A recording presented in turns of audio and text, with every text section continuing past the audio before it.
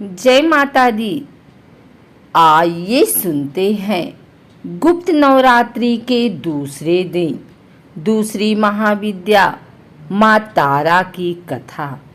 अगर आपको हमारी वीडियो अच्छी लगेगी तो नीचे दिए गए लाल बटन को दबाकर हमारे चैनल भक्ति गाथा को सब्सक्राइब कर लें। आषाढ़ मास में पड़ने वाली गुप्त नवरात्रि के दूसरे दिन माँ तारा की पूजा करने का नियम है। माँ तारा जीवन में आने वाली सभी विपत्तियों, आकर्षण और संकटों से छुटकारा दिलाती हैं। माँ तारा की साधना पूर्ण रूप से अघोरी साधना होती है। माँ तारा की साधना करने से मनुष्य को लौकिक सुख के साथ साथ शांति और समृद्धि भी प्राप्त होती है। देवी तारा अपने सभी भक्तों और उपासकों की सभी मनोकामनाओं को पूरा करती हैं। इसके अलावा माँ तारा धन से जुड़ी समस्याओं को भी दूर करती हैं। साथ ही वो मुक्ति प्रदान करने वाली देवी हैं। बौद्ध धर्म में भी माँ तारा की उपासना को बहुत महत्वपूर्ण माना गया है। मान्यताओं के अनुसार भगवान बुद्ध ने भी माँ तारा की उपासना की और साथ ही भगवान श्री राम के गुरु वशिष्ठ ने भी पूर्णता को प्राप्त करने के लिए माँ तारा की उपासना की थी। शास्त्रों में बताया गया है कि भगवान शिव और महापंडित रावण भी माँ तारा की उपासना की थी। मान्यताओं के अनुसार जिसका उद्धार भगवान शिव भी नहीं कर पाते हैं, माँ तारा उनका भी उद्धार करती हैं। जिस जगह पर भगवान आनंद भैरव ने गुरु वशिष्ठ जी को माँ तारा के उपदेश प्रदान किए थे, वो जगह आज के समय में भी तारापीठ के नाम से मशहूर है। माँ तारा की साधना एक विशेष प्रकार से की जाती है जिसमें कोई विशेष नियम नहीं होता है, परंतु अगर कोई मनुष्य पूरी श्रद्धा के साथ माँ तारा की पूजा करता है तो वो भक्त की पुकार जरूर सुनती हैं। माँ तारा की साधना करने से धन संबंधी सभी समस्याएं दूर हो जाती हैं और साथ ही दिव्य सिद्धियां भी प्राप्त होती हैं। शास्त्रों में माँ तारा को 10 महाविद्याओं की दूसरी विद्या बताया गया है। ऐसा माना जाता है कि माँ तारा का स्वरूप माँ काली के समान होता है। अगर कोई व्यक्ति तांत्रिक शक्तियाँ प्राप्त करना चाहता है तो उसे माँ तारा की विशेष साधना करनी चाहिए। माँ तारा की पूजा ज़्यादातर अघोरी, तांत्रिक और साधु करते हैं। माँ तारा के 3 स्वरूप हैं। इनका रंग नीला है, इसलिए इन्हें नील सरस्वती भी कहा जाता है। इसके अलावा माँ तारा को उग्र तारा के नाम से भी जाना जाता है। माँ अपना उग्र रूप धारण करके अपने भक्तों के सभी कष्टों को दूर करती हैं और अपने भक्तों को मोक्ष प्रदान करती हैं। माँ तारा की पूजा करने से काम, क्रोध, मोह और लोभ से छुटकारा मिलता है।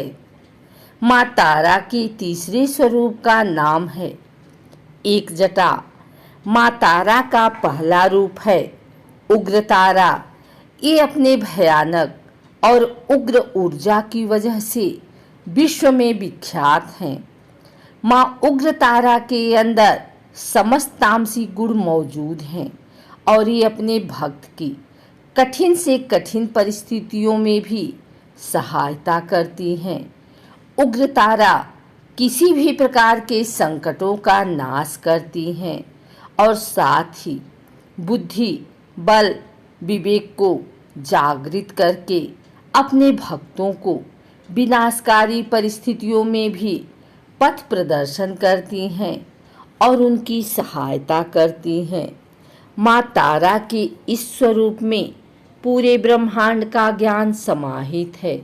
माँ नील सरस्वती आयुर्वेद, ज्योतिष, विज्ञान या कुछ और भी अज्ञात ज्ञान जो कि सामान्य बुद्धि के व्यक्ति की समझ से परे है, इन सभी चीज़ों को एकत्र करने के पश्चात जो स्वरूप बनेगा और जो ऊर्जा उत्पन्न होगी वह है देवी नील सरस्वती। देवी नील सरस्वती राजसिक गुणों से संपन्न है। नील सरस्वती अपने ज्ञान और ऊर्जा से ज्वलंत शव को भी शिव का रूप देने में सक्षम है। एक जटा माँ तारा का तीसरा स्वरूप है। एक जटा देवी मोक्ष प्रदान करने वाली देवी हैं। माँ का यह स्वरूप सत्वगुणी है। देवी एक जटा शिव को अपनी जटाओं में धारण करके उन्हें मोक्ष प्रदान करने वाली देवी हैं। देवी एक जटा अपने सभी भक्तों को मृत्यु के पश्चात अपनी जटा में स्थान देती हैं और साथ ही मोक्ष प्रदान करती हैं। माँ तारा की पूजा हमेशा रात्रि के समय ही की जाती है, इसलिए अगर आप माँ तारा की पूजा कर रहे हैं तो इसे हमेशा अर्धरात्रि में ही करें। माँ तारा की पूजा हमेशा एकांत कक्ष में ही करें जहां आपके अलावा और कोई उपस्थित ना हो। माँ तारा की पूजा करने से पहले स्नान करें। इसके पश्चात एक सफ़ेद रंग की धोती धारण करें। माँ तारा की पूजा में कभी भी सिले हुए वस्त्र नहीं पहनने चाहिए। अब पश्चिम दिशा की ओर मुख करके बैठ जाएं। अब अपने समक्ष एक चौकी रखें और उस पर गंगा जल छिड़क कर उसे शुद्ध कर लें। अब चौकी पर गुलाबी रंग का कपड़ा बिछाएं। एक प्लेट में गुलाब के फूल रखें। चौकी पर तारा यंत्र की स्थापना करें। इस यंत्र के चारों तरफ चावल की 4 ढेरियां रखें। चावल की चारों ढेरियों पर एक एक लौंग रखें। इसके पश्चात तारा यंत्र के सामने घी का दीपक प्रज्वलित करें। दीपक जलाने के पश्चात विधिवत माँ तारा के मंत्रों का जाप करें। मंत्र जाप करने के पश्चात श्रद्धापूर्वक माँ तारा की कथा सुने। माँ तारा की कथा सुनने के बाद तारा माँ की आरती करें। पूजा करने के पश्चात पूजा में इस्तेमाल की गई सभी सामग्री को किसी बहती हुई नदी में प्रवाहित कर दें या इन चीज़ों को पीपल के पेड़ के नीचे जमीन में गहरा गड्ढा खोदकर दबा दें। आइए सुनते हैं माँ तारा की यह कथा।